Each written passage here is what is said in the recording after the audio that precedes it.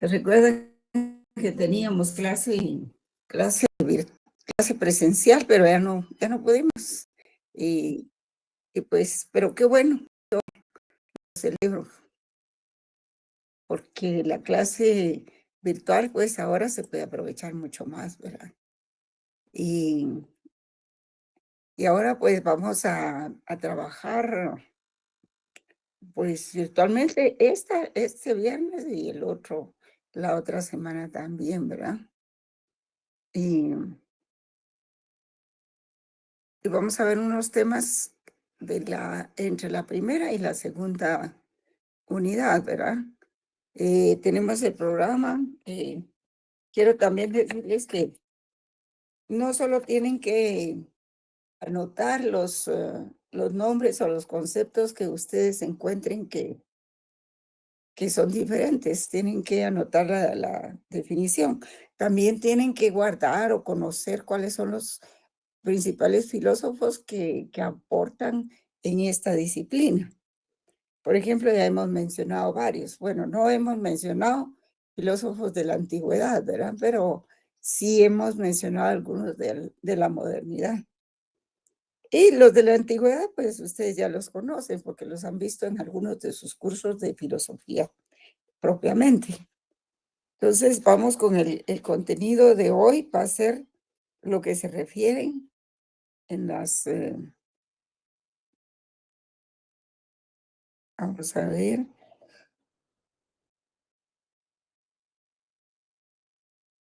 estoy viendo lo que se refiere al concepto de filosofía.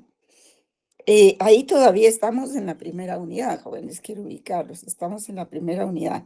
Concepto de filosofía, ubicación de la filosofía del derecho como rama de la filosofía. Estoy leyendo el programa, ¿verdad? Y las ramas de la filosofía y su aplicación en la filosofía del derecho.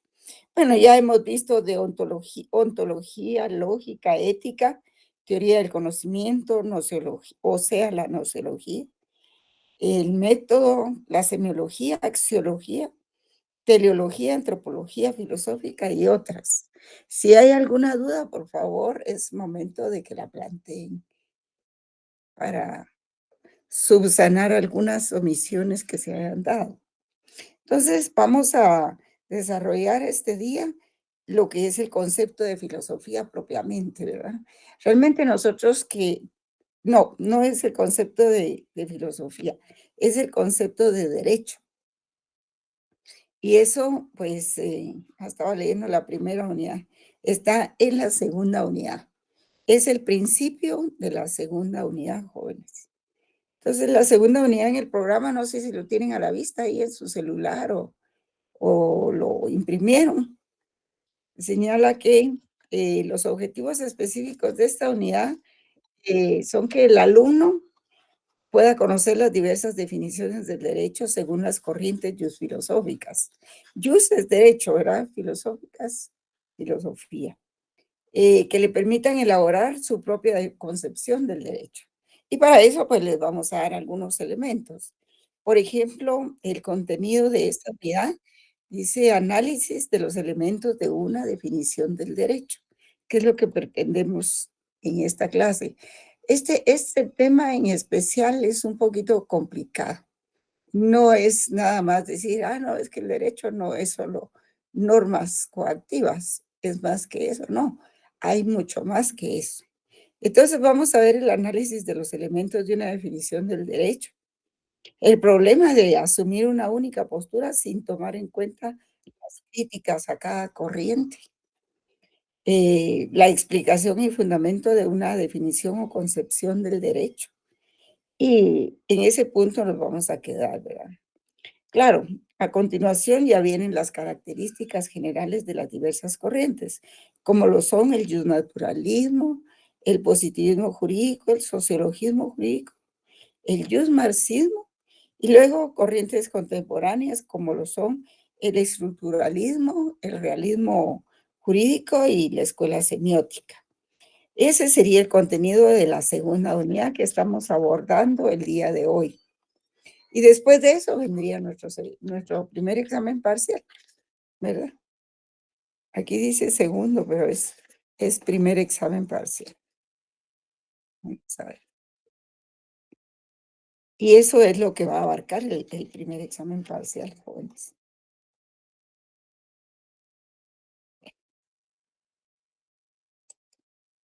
Vamos a ver una presentación como siempre, ¿verdad? Y si hay alguien que tenga que ingresar, pues lo vamos a hacer. Así es de que esta y la otra semana nos vamos a ver por la cámara, ¿verdad? Voy a colocar una presentación y me dicen si la logran ver.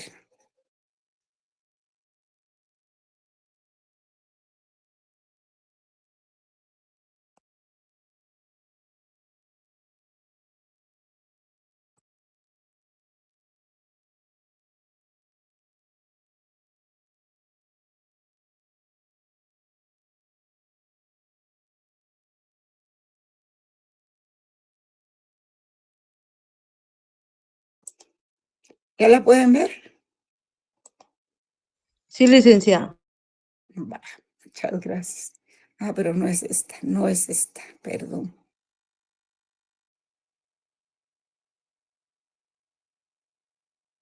Es esta.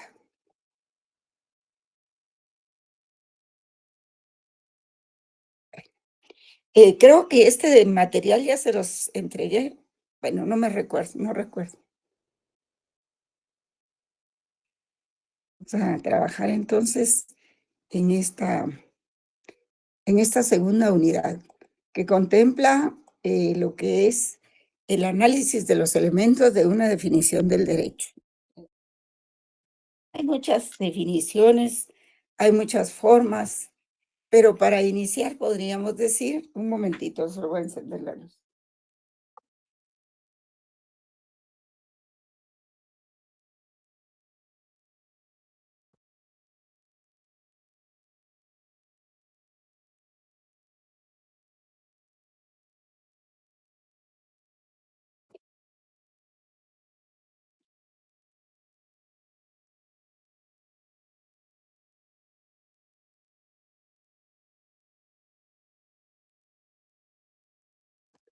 Sí, que existen algunas reglas o elementos, ¿verdad? Que, que se incluyen en una definición del derecho. Y ustedes pueden ver ahí, por ejemplo, para hacer una definición del derecho, no basta decir que el derecho es un conjunto de normas imperativas y que además poseen coacción. No, hay mucho más allá que eso, ¿verdad? Y aquí tenemos en la primera filmina algunas reglas para elaborar una definición, ¿verdad? Que esta debe ser breve pero completa, ¿verdad? La definición debe ser breve pero completa, debe ser clara también. Lo definido no debe entrar en la definición. Otra regla es que debe omitir el sentido negativo, ¿verdad? Una definición generalmente debe plantearse en sentido positivo. Resulta igual que cuando se elabora el análisis de una hipótesis, donde uno demuestra si se demostró o no se demostró la hipótesis. Eso hay que hacerlo también en sentido positivo, ¿verdad? Hay que indicar los atributos esenciales del objeto. En este caso, ¿cuáles serían los atributos esenciales? ¿Cuál sería el objeto? Joven. Regular la conducta social. Sí, pero no, pero digamos los atributos esenciales del objeto de análisis en esta sesión sería la definición del derecho, ¿verdad? Eso sería lo que nosotros perseguimos por ahora en esta clase, ¿verdad? Es definir el derecho. Vamos a ver si hay una cantidad de definiciones inmensa, ¿verdad? Vamos a continuar con el tema. Em, ¿Cuál es el objetivo de la definición del derecho, verdad? Pues, como pueden leer ustedes ahí, es indagar sobre la explicación de un concepto desde ángulos distintos, según el tipo de definición pretendida. Porque definición de derecho no hay solo una, hay muchas. Y nosotros como abogados tenemos que trabajar con ese panorama, ¿verdad? Lidiar con esa cantidad de definiciones del derecho. Y aquí tenemos en el segundo párrafo, dice, em, hay definiciones nominales, reales, analíticas y sintéticas que persiguen rasgos distintos como su nombre y su forma de existencia o sus contenidos. O sea, hay muchos aspectos, ¿verdad? Se indaga de modo sistemático sobre la explicación de un concepto. Y esa indagación puede darse desde ángulos muy diferentes, según el tipo de la definición pretendida. Hay, entre otras definiciones nominales, como pueden ver ahí, reales, analíticas y sintéticas. Y estas persiguen respectivamente explicarnos ciertos rasgos distintivos del concepto de derecho, ¿verdad? O del concepto en cuestión, tal como su nombre o su forma de existencia o su contenido nos lo vayan indicando. Y en este caso lo que se busca es, con la definición del derecho, no es solo precisar uno o varios de sus rasgos, sino orientarnos sobre su naturaleza, sus fines y conexiones funcionales. Es decir, llevar a cabo la transformación. Ya vienen por mí.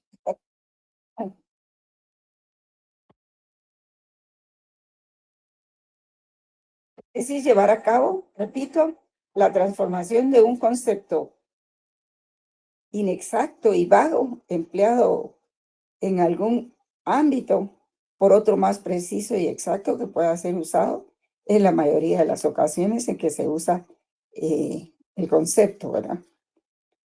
Pero para alcanzar ese objetivo en función de lo que estamos reflexionando, pues la definición de derecho ha de establecer, aunque sea de manera resumida, la precisión de varios aspectos.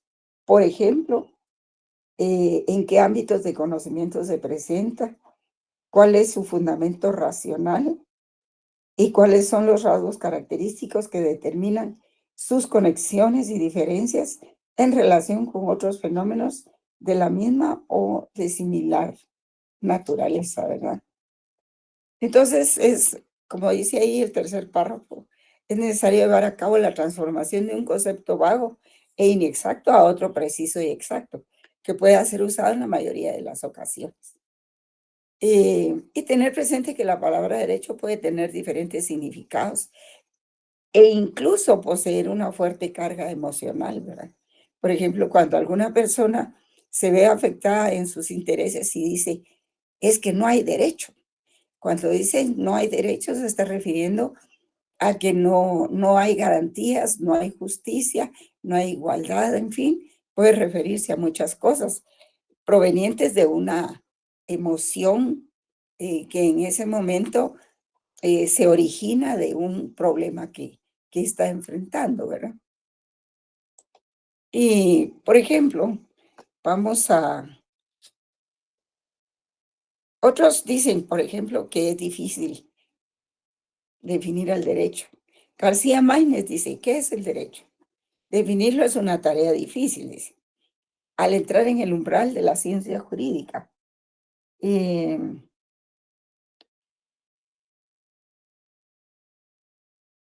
El problema, pues, lógicamente, anterior a los demás de la misma disciplina, es al mismo tiempo el más difícil de todos.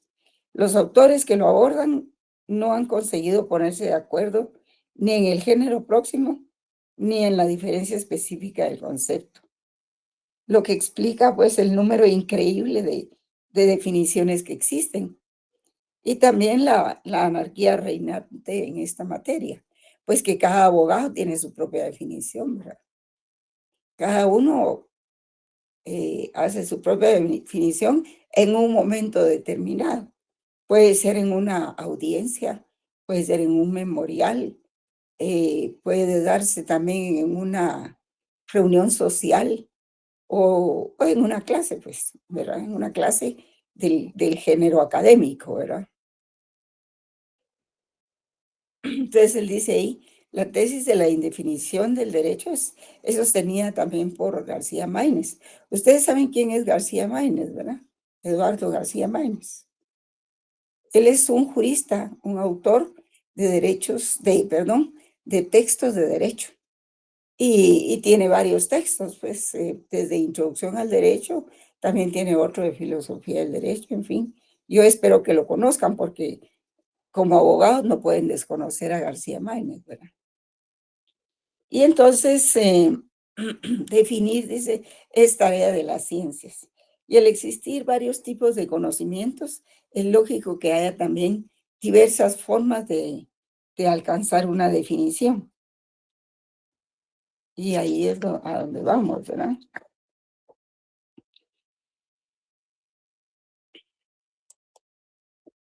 Cuando hemos hablado de Rodolfo Stammler, a ver, ¿dónde vieron ustedes a Rodolfo Stammler? A ver, voy despacio porque el tema es muy complejo, joven.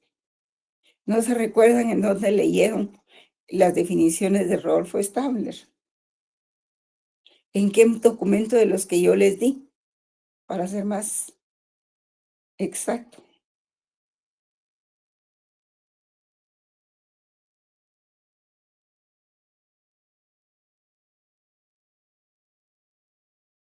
Rodolfo Stammler se pronuncia en aquel texto de Máximo Pacheco, cuando él habla de filosofía. Cita también a Rodolfo Stammler, ¿verdad?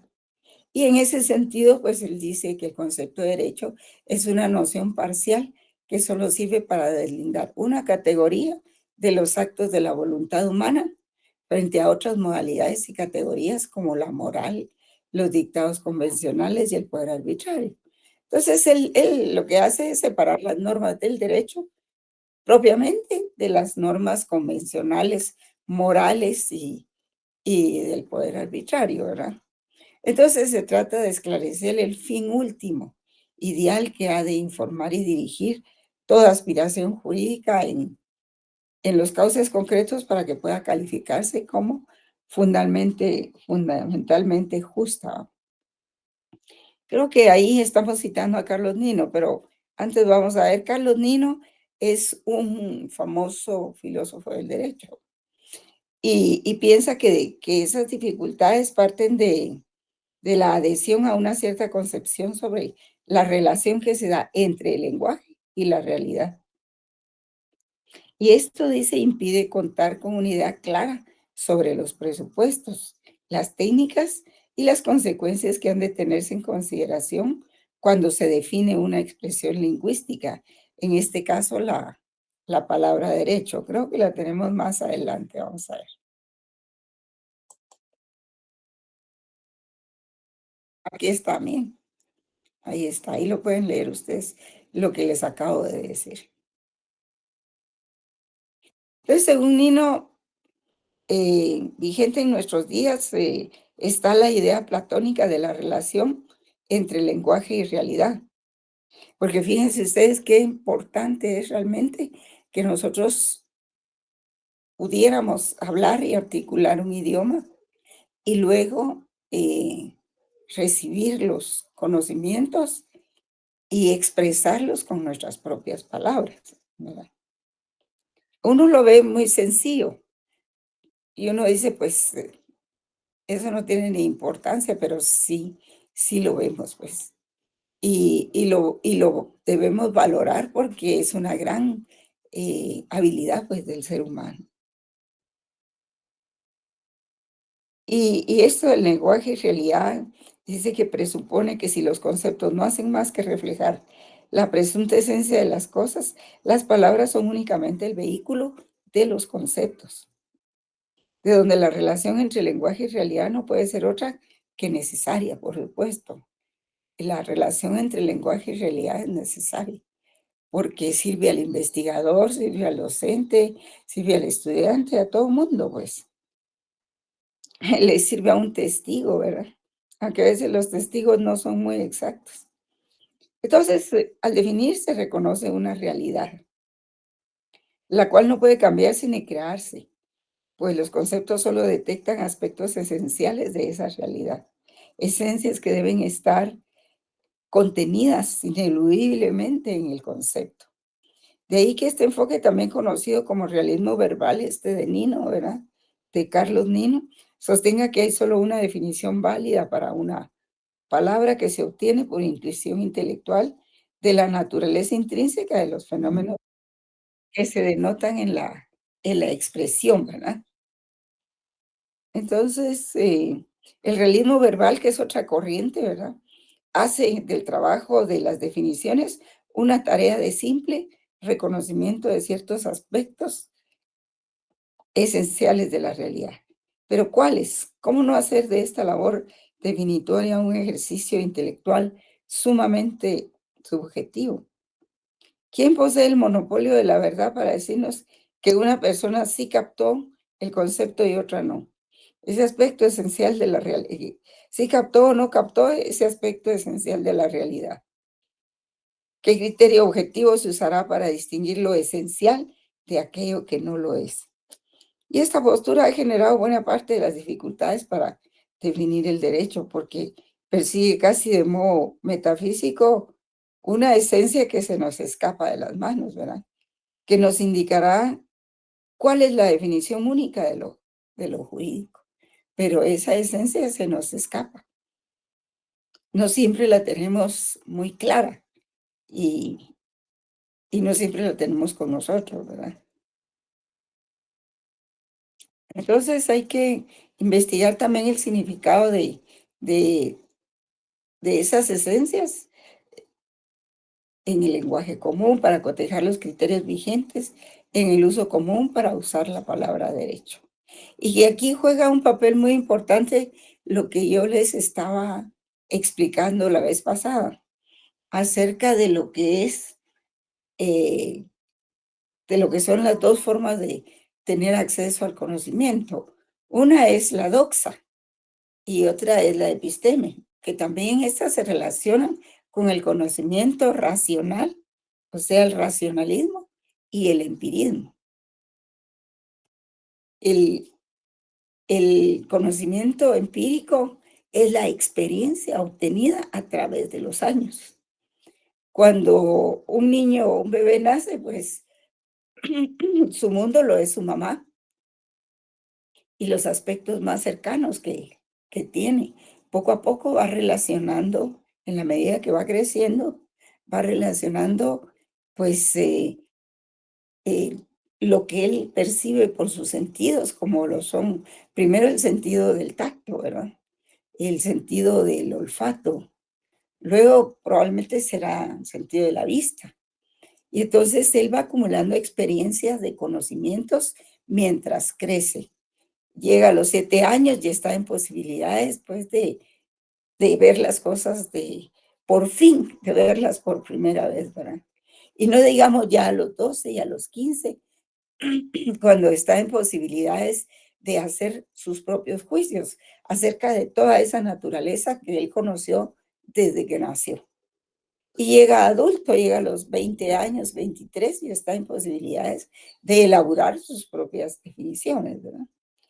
Diferente que con los racionalistas, porque los racionalistas dicen que nosotros ya tenemos, eh, ya venimos con conocimientos generales sobre todas las cosas, y eso no es así. La verdad es de que es más objetivo el conocimiento por medio de la experiencia, porque se va acumulando una serie de conocimientos por medio de nuestra percepción de los sentidos, que tener una definición ya exacta o definiciones o teorías cuando ya estamos grandes. ¿Qué tal si esas teorías son equivocadas? Bueno, entonces, aún esas teorías se van haciendo de la experiencia de todos los días, ¿verdad? Entonces, si ustedes me preguntan, por ejemplo, ¿cuál es mi punto de vista acerca del racionalismo y del idealismo? Pues yo diría que nos tenemos que basar en el conocimiento empírico al principio para luego llegar al conocimiento científico posteriormente, acumulando experiencia, ¿verdad? Entonces, evidentemente, pues Nino contra toda esa postura realista que acabamos de explicar en la Filmín, acepta el convencionalismo verbal. Esto significa que acepta el enfoque que postula que la relación entre el lenguaje y la realidad es arbitrariamente establecida por los seres humanos. Aunque exista al respecto un acuerdo consuetudinario para el uso de ese lenguaje que evita confusiones, ¿verdad? Eh, Así las cosas solo tienen propiedades esenciales, se tienen propiedades esenciales en la medida en que los hombres hagan de esas propiedades esenciales condiciones necesarias para el uso de la palabra, ya sea derecho u otra palabra. Por supuesto que eso puede variar, esa decisión puede variar. Y así, al hacer frente a una palabra como derecho, resulta útil darle un significado si lo que pretendemos es describir los fenómenos implicados por tal definición o por tal expresión. Igualmente, y sin perjuicio de elaborar un concepto original o más preciso de la palabra, debe investigarse el significado de la misma en el lenguaje común, lo que nos ayudará a descubrir distinciones conceptuales importantes que se presuponen sin tener conciencia de ellos y cuyo desprecio, insiste Nino, puede provocar pseudo cuestiones filosóficas.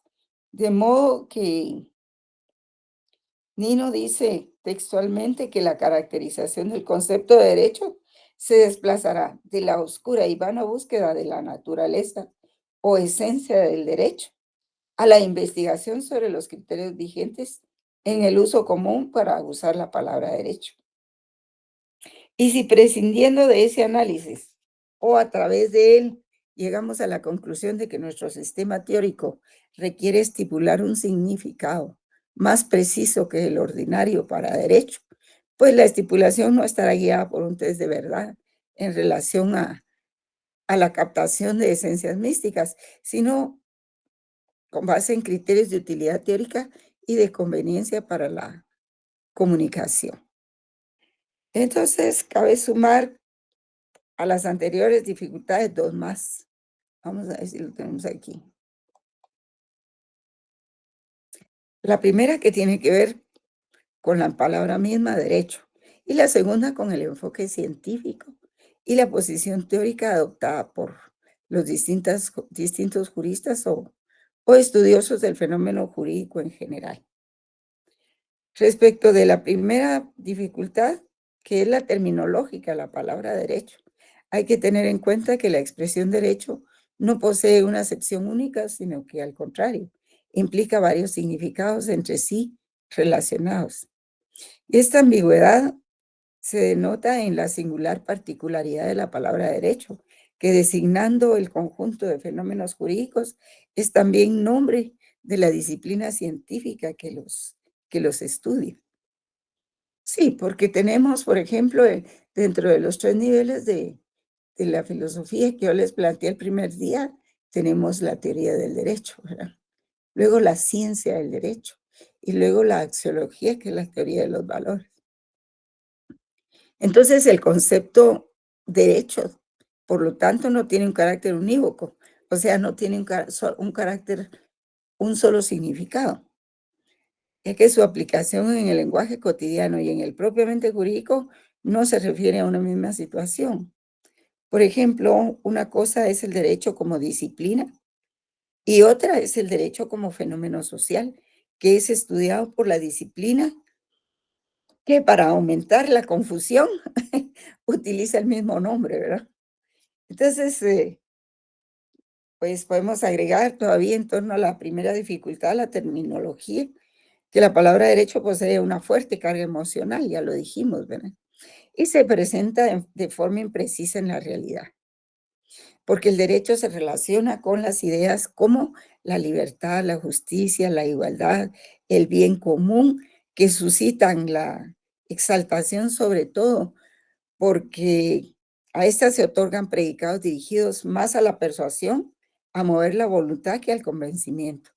Y no es extraño que en una interlocución se utilice la palabra derecho como sinónimo de justicia o libertad, ¿verdad? Con sentidos perfectamente contrapuestos, que era que es lo que yo les acabo de decir, ¿verdad? Por ejemplo, cuando alguien sufre un problema y dices que no hay derecho. No hay derecho a que me quiten mi propiedad, no hay derecho a que me quiten mi carro, no hay derecho a que me manden a la cárcel, no hay derecho a que me condenen. En fin, esa es una expresión, pues, emocional. O sea que la palabra derecho no se limita a describir propiedades o hechos, sino también sirve para designar emociones. Y es evidente que en ciertas expresiones como esas, estamos dando a entender más que la inexistencia de una norma jurídica, más que la ilegalidad, la creencia o sentimiento que despierta en nosotros la injusticia, más que todo el sentimiento que despierta en nosotros la injusticia de un acto precisamente. Y entonces, a veces sentimos en muchos casos, incluso que algo es injusto, aunque no sepamos explicar racionalmente por qué. Lo cierto es que la expresión derecho inspira o evoca emociones relacionadas con valores o intereses que nos resultan importantes. Como ya se mencionó en el uso cotidiano, dicha expresión implica ideas como justicia, libertad y seguridad, orden que también están dotadas de una fuerte carga emotiva y tienen que ver, según ya se dijo, con el valor de lo jurídico, ¿verdad? Por otro lado, la palabra derecho es ciertamente vaga, dado que no en todos los casos se presenta con aquellas propiedades que se le asignan como necesarias. Por ejemplo, la coacción es una nota singular de las normas jurídicas, o sea, es algo que pertenece a las normas jurídicas. Sin embargo, hay normas jurídicas que en los distintos sistemas de derecho carecen de esta. Y esas normas imperfectas por carecer de coacción o, perdón, y esas normas imperfectas aún contempladas en el orden jurídico no son legítimamente jurídicas por carecer de coacción o sanción expresa, sino que son legítimamente normas del derecho, aunque no tengan, no conlleven una coacción. O sea que la coacción no es lo único que caracteriza a la norma jurídica, ¿verdad? Entonces, ya vamos a ver cuáles son.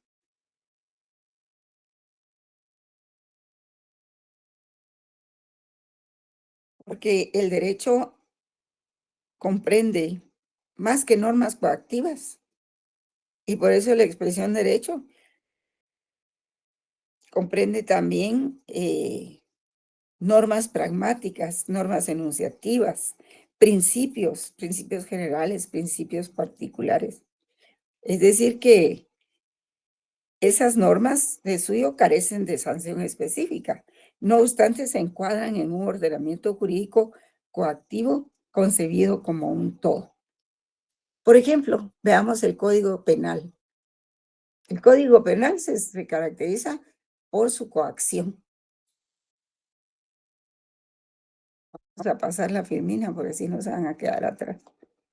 Mira, ahí pueden ver ustedes lo que acabo de plantearles. El Código Penal no tiene principios generales. ¿Tiene o no tiene principios generales? Claro que los tiene. Y esos principios no son normas coactivas, pero coexisten con el resto de normas coactivas que son contempladas en el Código Penal como delitos, ¿verdad? Comportamientos ilícitos.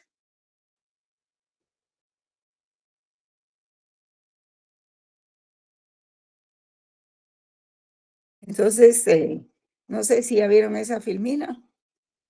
¿Están en la clase o no? No oigo a nadie. Sí, licenciada, sí, ya la Y vimos. licenciada, se ve. sí, porque he hecho La varias veremos bien, preguntas y Luisita, gracias. luego estaré dando clases solita yo. Entonces,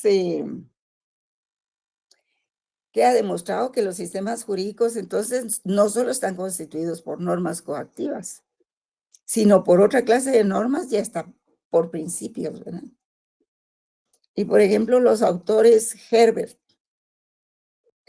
Hart y Ronald Working, pues han desarrollado este tema, ¿verdad? Hart desarrolla la idea de que los sistemas jurídicos están constituidos por diversas clases de normas. Vamos a ver, por diversas clases de normas, ¿verdad? Primarias y secundarias le llama él. Digamos que las primarias, pues prácticamente son las constitucionales y las normas secundarias, pues son todas las normas que desarrollan la Constitución. Sí, la norma constitucional. Y la unión e interacción de estas son las que identifican a los sistemas jurídicos y denotan sus características propias. Las reglas secundarias cumplen con la tarea de identificar a las reglas o normas primarias de obligación, ¿verdad? Y la principal de aquellas es la denominada regla de reconocimiento, que podría definirse como el criterio utilizado por funcionarios jurídicos modernos, como que incluyen una constitución escrita, o sea, son las normas constitucionales. También la sanción por una legislatura y los precedentes judiciales, porque realmente vean, jóvenes, quienes están haciendo derecho, pues son los jueces que tienen que resolver cada caso, ¿verdad? Algunos correcta y otros incorrectamente, por supuesto, ¿verdad? Entonces, Hart también identifica como reglas secundarias a las reglas de cambio que establecen los procedimientos de creación, modificación y derogación de las normas, y a las reglas de adjudicación que establecen los procedimientos para los supuestos de violación e interpretación de las normas. En suma, concluye este autor Hart que si bien el derecho está formado por normas coactivas de conducta principalmente, ni todas prescriben necesariamente una conducta, como las que confieren poderes o atribuyen derechos, ni todas son coactivas, como las reglas de cambio y adjudicación, ¿verdad? Y alrededor de eso gira la explicación de Hart. Rolando Tamayo dice que lo importante no es preguntar qué es el derecho, es más razonable preguntarse por el objeto de la expresión derecho, cuyo punto de partida es el uso que se hace de la expresión derecho, y poner atención en cómo se usa para ver qué se nombra. Eso también es cierto. Hay que poner atención a eso. Vamos a ver. Luego viene aquí Atienza, pero creo que todavía tenemos algo más de que eso, ¿verdad?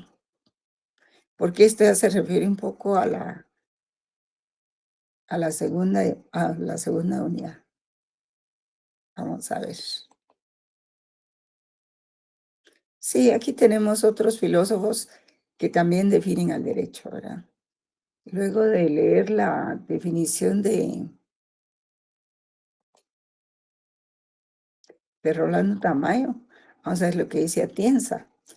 Manuel Atienza es un filósofo que tiene más de 50 años de dedicarse a la filosofía del derecho. Y él sigue dando sus clases, sus conferencias acerca de lo que es la filosofía del derecho, ¿verdad? Él dice que el derecho no es un fin en sí mismo, ni tiene carácter natural, más bien es un instrumento de invención humana que debemos moldear y utilizar inteligentemente para alcanzar propósitos que van más allá del derecho. Por ejemplo, alcanzar la paz, cierta paz. Y este es un fin teleológico, ¿verdad? O sea, el fin teleológico, y me extraña que no me hayan preguntado qué es teleología, pero como no me lo han preguntado, yo no se los he dicho. Teleología es la ciencia que busca los fines no inmediatos, sino mediatos, lo que está más allá de lo que tenemos enfrente, ¿verdad? Tele, lejos. Logos es ciencia. Entonces, estos propósitos son importantes. Miren ustedes, por ejemplo, ahorita que está la paz que se está negociando entre Estados Unidos y Rusia, y aparentemente también Ucrania, ¿verdad? Y ahora los países de Europa piden estar presentes porque ellos también dieron ayuda para, para Ucrania, entonces ellos también quieren estar presentes. Y no que los protagonistas sean solo el presidente de Estados Unidos y el presidente de Rusia, ¿verdad?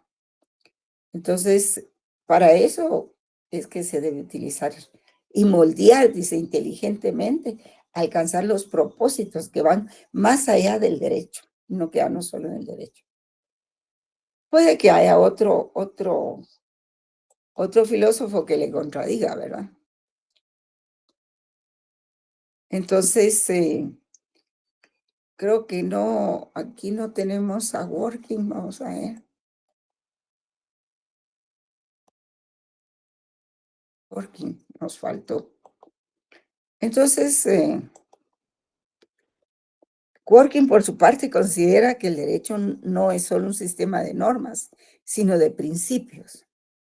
O sea, él le llama cartas de triunfo social, que son jerárquicamente superiores y por lo tanto se imponen a otras demandas jurídicas, políticas o éticas con las que pudieran entrar en conflicto.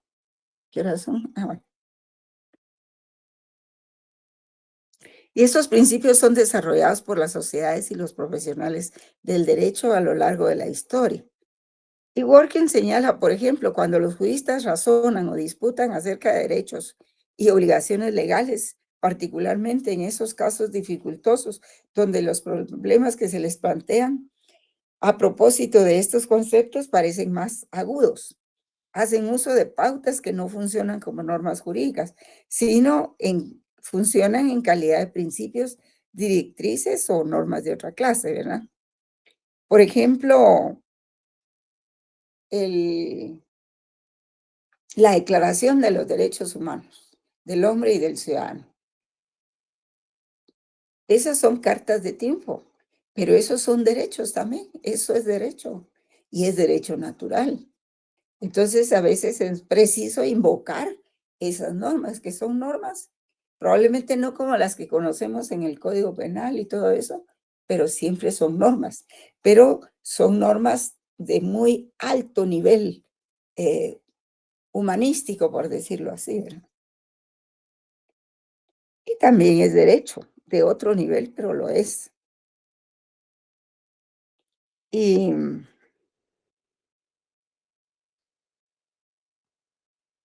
que entonces podemos decir que lo jurídico abarca distintos ámbitos de la vida social. Es lógico de que su estudio se ocupe en distintas ciencias sociales, como lo es también que a cada ciencia social le importará un aspecto especial de lo jurídico, ¿verdad? Por ejemplo, el enfoque de la sociología, la antropología o la historia aplicadas a los fenómenos jurídicos va a propiciar sus respectivas definiciones, predicando el enfoque ya sociológico, ya sea el antropológico o el histórico de derecho. ¿Y dichas definiciones variarán? Pues sí, varían, ¿verdad? Pero eso nos lleva a concluir que el enfoque teórico condiciona la definición del derecho que se pretende formular. Y la postura teórica, pues, es asimismo determinante y también condicionará el contenido de la definición. ¿Por qué?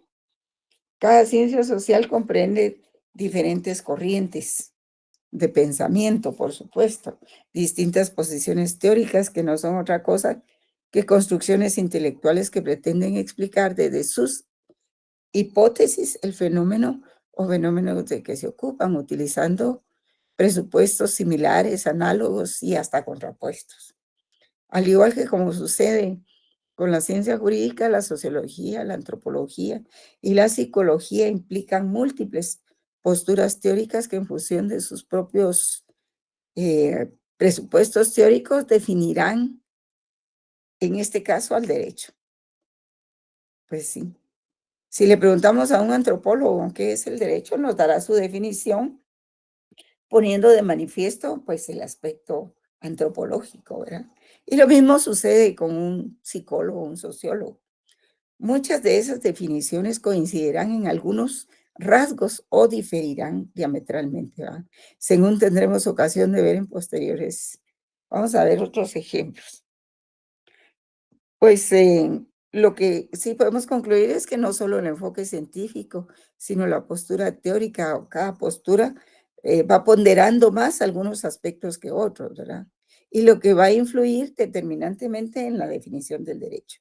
Y esta definición delata la posición teórica, obviamente, que ha condicionado el concepto o predicado del concepto en cuestión. Como decía el doctor Rodolfo Vigo en la presentación, en el video que les puse, ¿verdad? Dime qué piensas del derecho y te diré qué clase de jurista eres. Si eres positivista, si eres un naturalista.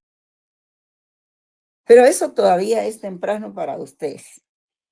Entonces, el origen de la gran diversidad de definiciones del derecho dentro del derecho está estrechamente relacionado, según se puede entender ahora, con la postura teórica adoptada por quien expone la definición respectiva, ¿verdad? Eh, pues eso se debe a que las distintas doctrinas que estudian el fenómeno jurídico analizan uno o varios aspectos, para ellas principales de su manifestación. Sí, porque el positivismo jurídico pone de manifiesto lo que es la ley escrita, por ejemplo, distinto del naturalismo. Y puede suceder también que esas doctrinas enfoquen ciertos aspectos de ese mismo fenómeno que les parezcan lo más importantes o esenciales. Y la raíz de esa disquisición, por decirlo así, o de ese disentimiento, como lo dice Villoro Toranzo, otro famoso filósofo, se debe a que se han propuesto nociones del derecho que resaltan un aspecto del mismo o niegan, o por lo menos disminuyen la importancia de los demás aspectos. Y el porqué de este fenómeno, de por qué esta unilateralidad, por decirlo así, de los puntos de vista, pues eso hay que buscarlo en las filosofías que defienden los juristas, los diferentes. Ahora, no es lo mismo filosofía del derecho para filósofos que filosofía del derecho para juristas. Para juristas es diferente, ¿verdad? Entonces,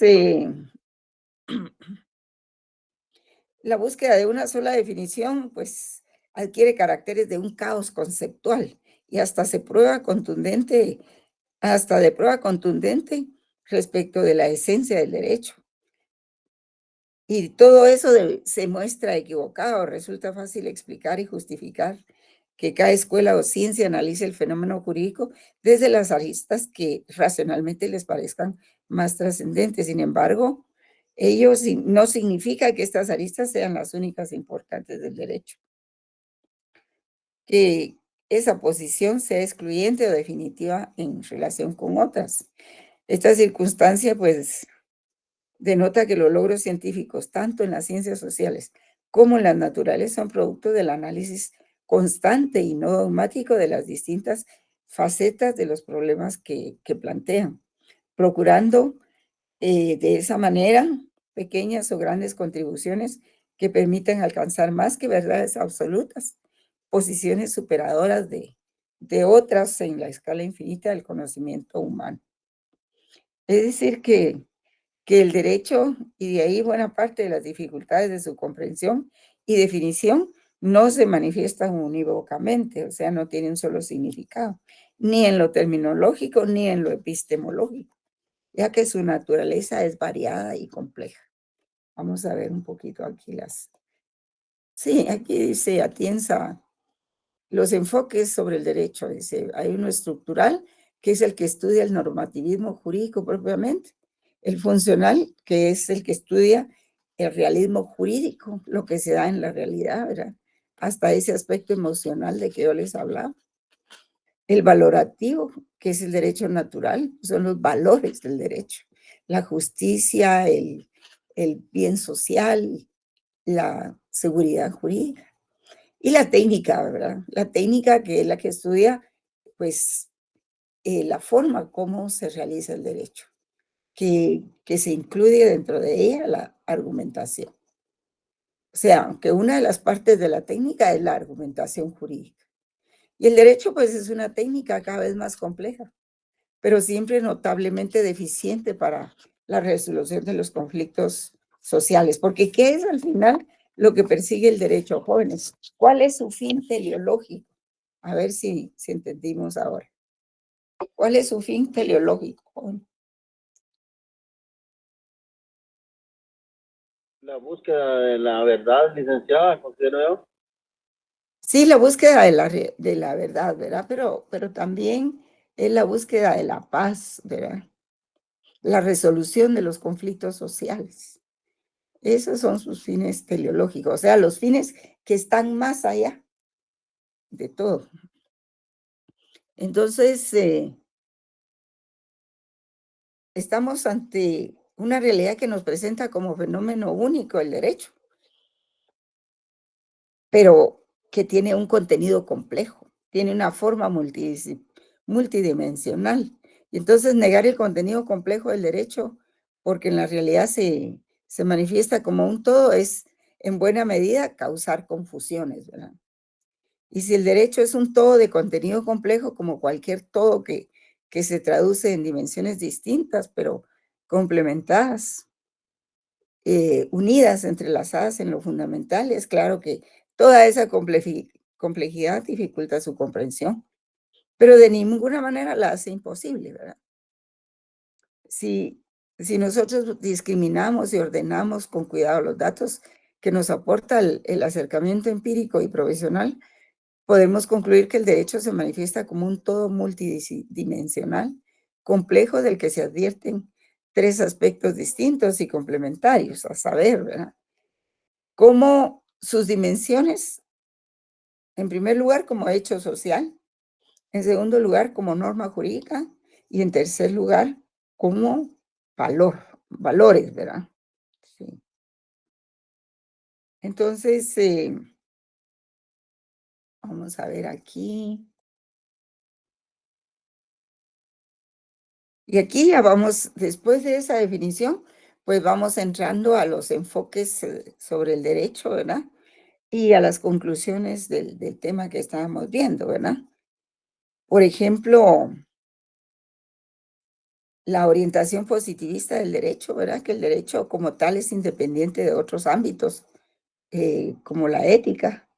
Aquí vamos a ir con la orientación formalista que se relaciona con la orientación positivista, la forma del derecho, ¿verdad? Pues esta concepción tiende a buscar los fundamentos de la lógica jurídica, que tiende a una axiomatización de la ciencia del derecho.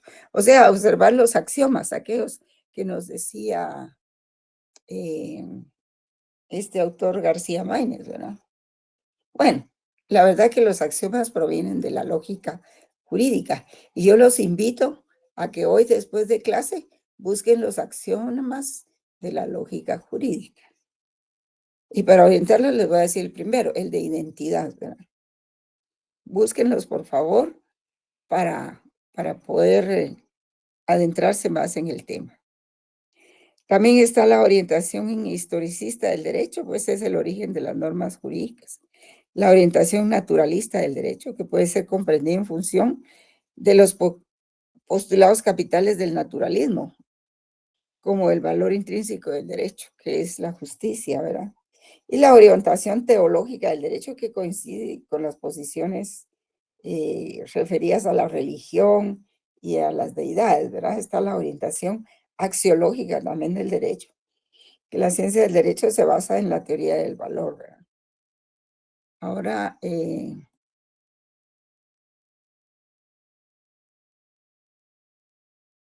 esto ya lo vimos. Y están las conclusiones de que yo les estaba hablando. Orientación positivista, orientación formalista, orientación historicista del derecho. Y la relativista que dice que el origen de las normas jurídicas se basa en las condiciones históricas. Es relativista. de orientación naturalista también del derecho, aquí está, de orientación teológica del derecho. Coincide con el derecho canónico, que tiene una orientación dogmática. Dogma quiere decir que tiene que obedecerse sin cuestionarse, ¿verdad? Y la orientación axiológica del derecho. Acuérdense que desde los templarios surgió lo que se conoce el derecho canónico históricamente, ¿verdad? Aquí, bueno, miremos lo que dicen los juristas, ¿verdad? García Maínez dice que el derecho puede enfocarse como ciencia en la sistemática jurídica, que quiere decir que es un estudio ordenado y coherente de los preceptos jurídicos vigentes, en un lugar y un tiempo determinado. Es la doctrina del orden positivo. Como arte, pues sería una técnica jurídica, técnica, pero es jurídica. Es el arte de la interpretación y aplicación del derecho. Y esto grábense los jóvenes. Y como filosofía, pues está la filosofía jurídica, que es el estudio del derecho en sus elementos universales. Se investiga qué es el derecho y qué vale el derecho, porque eso es lo que nos enseña la filosofía jurídica. ¿Qué es el derecho y qué vale el derecho? También nos enseña la deontología. Luis Recasensich, esta es una investigación de varios textos que dice, ¿verdad? Dice, el derecho puede ser abordado como hecho social, que esto corresponde a la sociología jurídica, como norma dogmática, corresponde a la dogmática jurídica, y como valor, corresponde también a la política jurídica. El derecho como realidad es un arte práctico, una técnica y una forma de control social. El derecho se da como una norma, un hecho, una ciencia, una palabra, etc. Siendo un producto vital y como tal debe atender a los fines para los que fue creado. Además, debe seguir creando para retroalimentarse. Y el lenguaje jurídico es sustancialmente una parte importante del lenguaje común. Acuérdense que existe el lenguaje jurídico, y eso es muy importante. Y eso también lo estudia la semántica y la semiótica, ¿verdad? Principales modelos epistemológicos, o sea, científicos del conocimiento jurídico, que intentan exponer la cientificidad del derecho son el justnaturalismo, que se sustenta en una serie de principios, valores, criterios y normas que persiguen como fines axiológicos la bondad y la justicia, la moral del derecho y la ética. Y el positivismo, que se sustenta en las normas jurídicas que crea el Estado por conducto del legislador, conjunto de proposiciones normativas coactivas, que son las leyes que emanan del Congreso, ¿verdad? Y está la otra corriente muy importante, el realismo jurídico, que es una visión de origen racional. Y el realismo jurídico aquí tiene origen norteamericano, ¿verdad? Tiene una estrecha relación de la perspectiva exegética del derecho. Ya vamos a ver qué es la exégesis. Así como, por favor, investiguenla, ¿sí? Así como la construcción de los conceptos jurídicos que conforman en su unidad una visión del origen racional del derecho. Y esta corriente del realismo jurídico también contempla el utilitarismo jurídico, que no le interesa la verdad del derecho, sino su eficacia, porque proviene de Norteamérica, ¿verdad? Por eso es que ellos, si un individuo confiesa haber cometido un delito, pues lo que hacen es que le rebajan la pena, porque para ellos es más eficaz hacer eso que un tribunal gaste mucho dinero en fiscales, en defensor, en el juez, en el jurado y todo eso. Por eso dice que esto del utilitarismo jurídico se sustenta mucho en el derecho norteamericano. Considera el derecho como un instrumento de la política o de la economía, una técnica de control social. Tenemos la Escuela Libre del Derecho también, contraria a la exegesis, que surge como oposición a la dogmática y conceptual de la materia jurídica, así como contrario a la corriente exegética del culto a la ley, porque eso es la exégesis, ¿verdad? Es el exagerado culto a la ley. Hay gente que no puede hablar de problemas, sino solo desde la perspectiva del derecho, nada más, como si solo eso existiese, ¿verdad? Como si no existiese la justicia. Y la jurisprudencia de intereses, que concibe el derecho como producto de los intereses que se dan en el interior de la sociedad y que pretenden ser reconocidos. Entonces, jóvenes, ha sido un poco difícil la clase de hoy, creo yo, muy complicada. Hay que releerla si es posible, ¿verdad? Y ahí les voy a mandar material. Y vamos a ver, permítanme. Voy a regresar.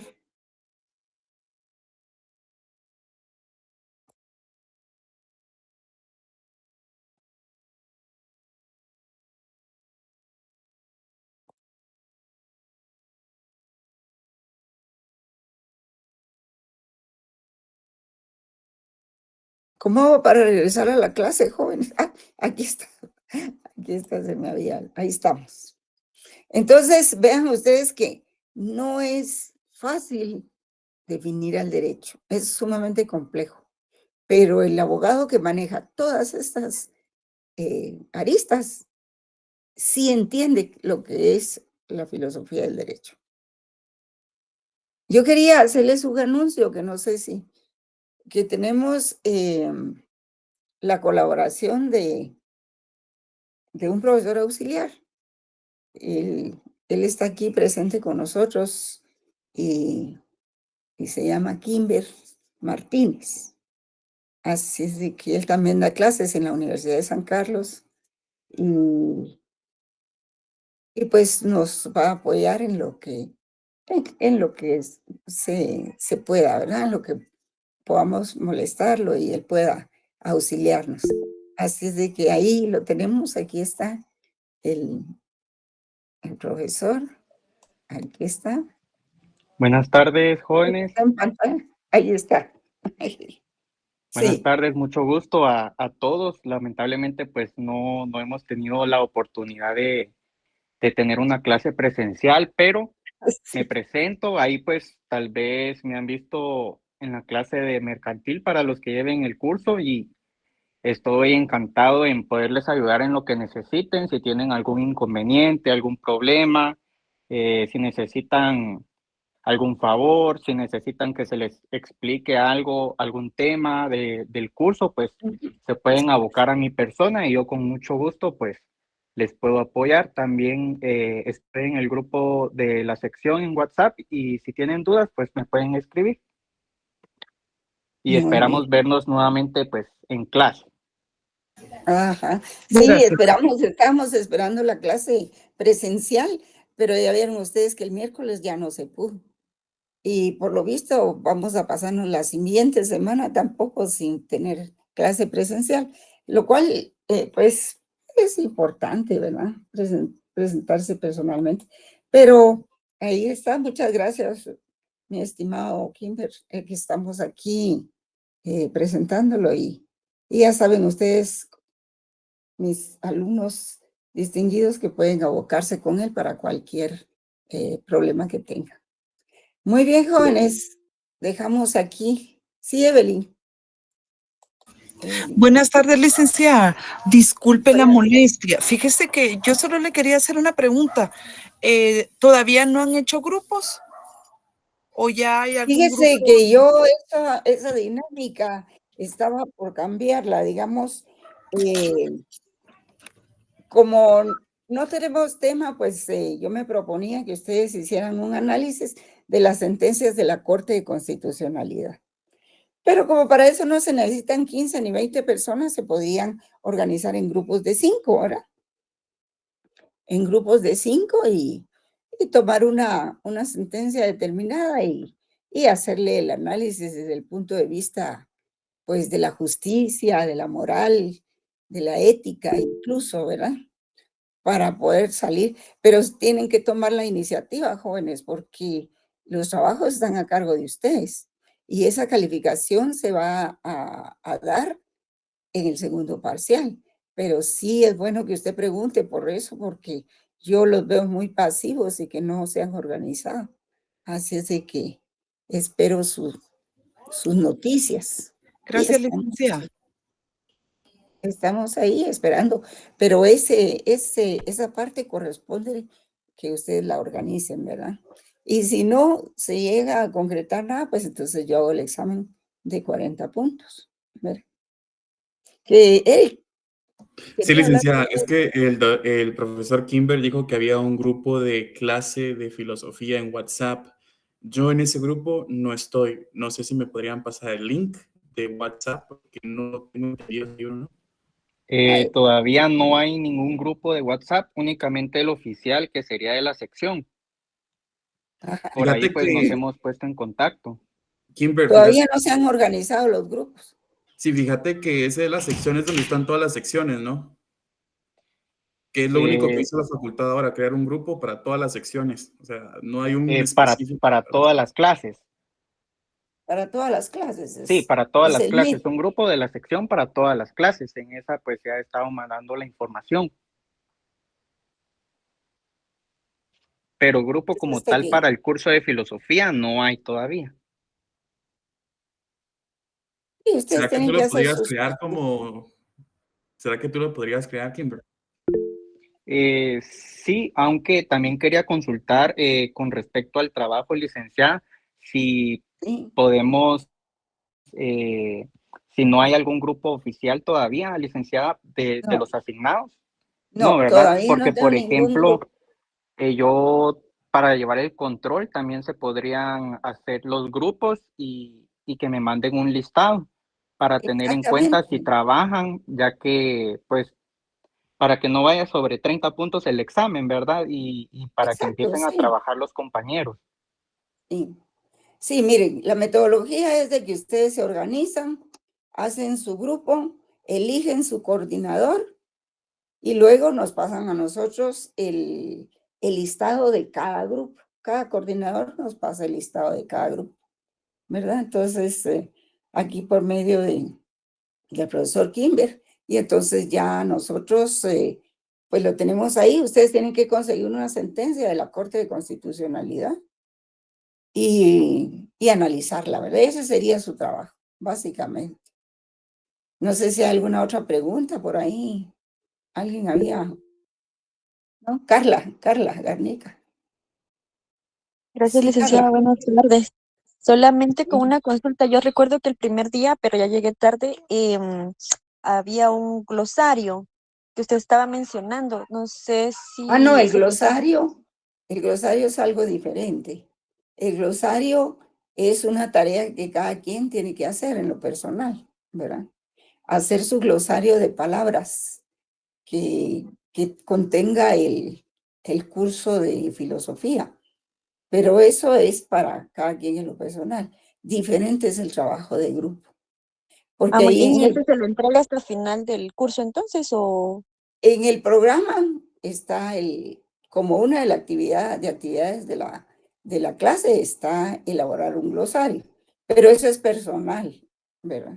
De las palabras que ustedes vean que no, que son de difícil explicación, ¿verdad? De los conceptos y todo. Bueno, jóvenes, yo les voy Licenciada, a rogar que sean perdone, rápidos, ¿hay porque ya alguna vamos. tarea pendiente o solo la que tendríamos que hacer de la que usted acaba de decir?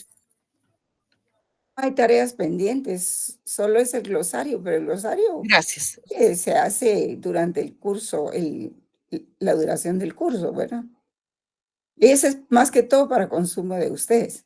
Lo que sí es importante es hacer el otro trabajo, organizarse para el otro trabajo, que tiene un valor de 10 puntos por grupo. Perdón, individualmente, pero ese trabajo sí es de grupos. Entonces, en grupos de 5 alumnos pueden organizarse y tomar una determinada sentencia de la Corte de Constitucionalidad para analizarla. Y ese sería el trabajo de grupo, ¿verdad? Bien, jóvenes, hasta la semana entrante, ¿verdad? Que volvemos con la segunda unidad. Cuídense mucho. Nos vemos, licenciada.